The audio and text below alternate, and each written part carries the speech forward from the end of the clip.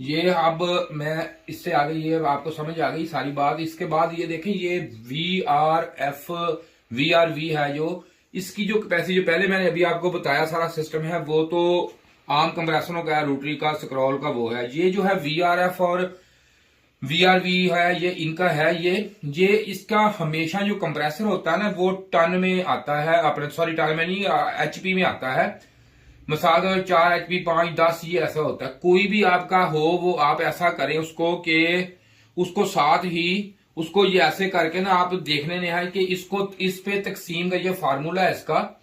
अगर आपकी कैपेसिटी उस पर लिखी हुई ना 4 HP लिखी हुई हो, तो इसमें तकसीम आपने इस पे करना है 125 1.25 पे तकसीम कर देना है। तकसीम करने के बाद आपका जैसे ये 4 HP का है, ये आपका होगा 3.2 टन का, ठीक है। और अगर आपका ये 5 वाला होगा तो ये सीधा सीधा आपका होगा 4 टन का, ठीक है जी।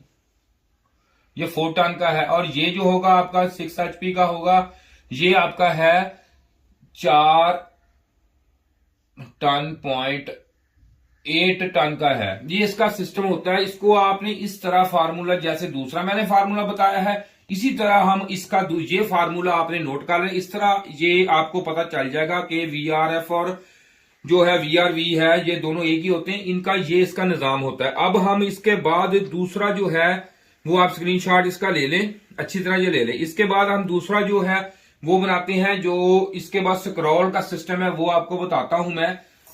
इसके बाद स्क्रॉल का शुरू करते हैं हम।